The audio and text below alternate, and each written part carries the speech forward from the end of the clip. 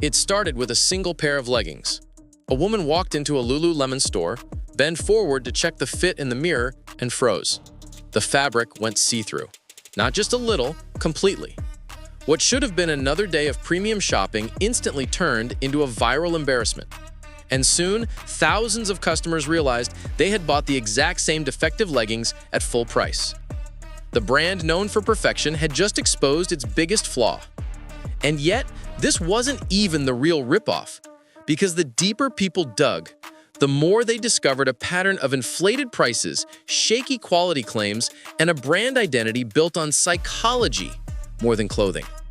To understand how Lululemon pulled off one of the most successful markups in fashion history, we have to rewind to the moment they learned that selling a lifestyle was far more profitable than selling leggings. And that discovery would shape everything that came next. Section 1.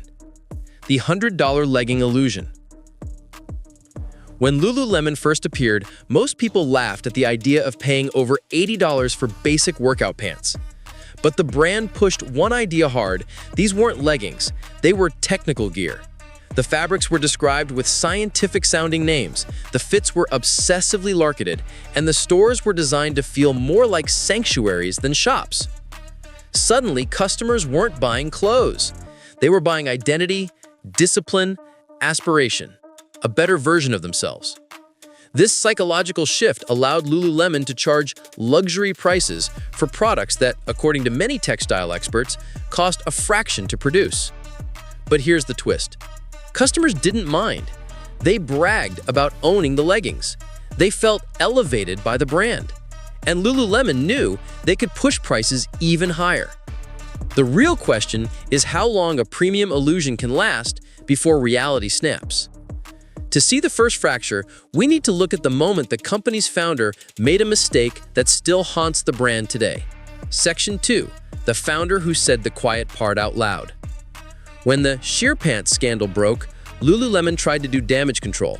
The company issued apologies, promised manufacturing upgrades, and attempted to reassure buyers that quality was still their top priority.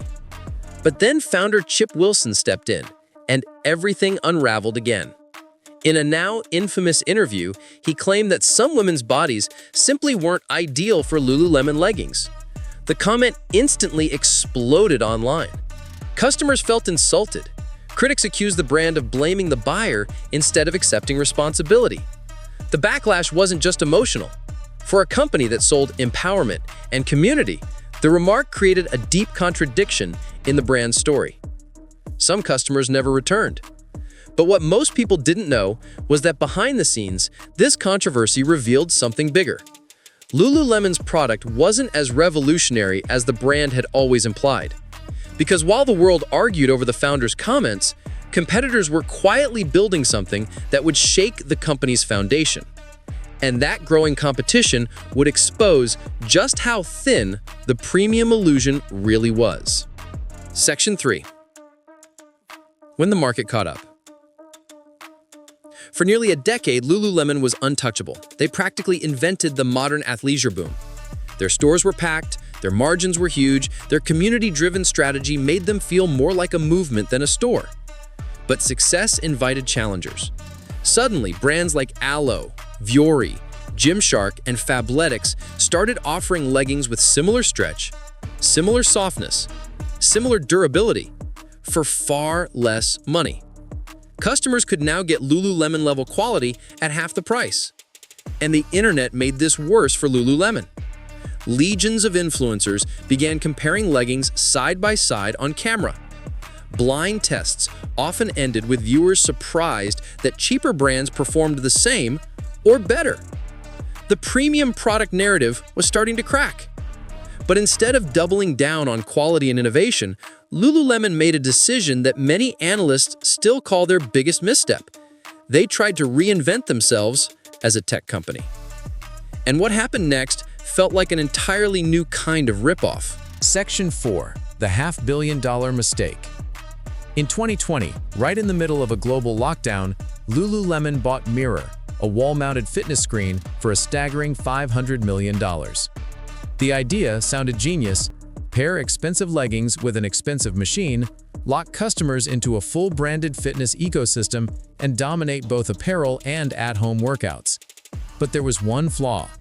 Lululemon wasn't a tech company. The hardware was costly, the software required constant updates, and the subscription model demanded ongoing investment.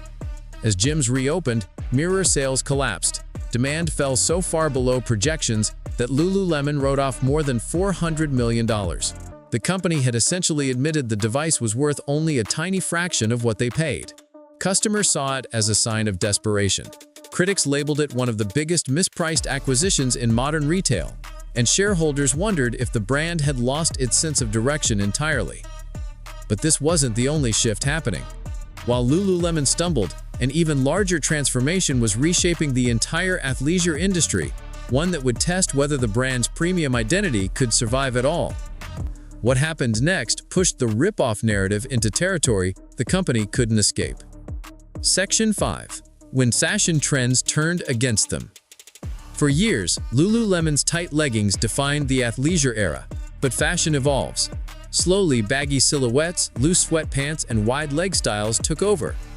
TikTok exploded with trends that had nothing to do with yoga or compression fits.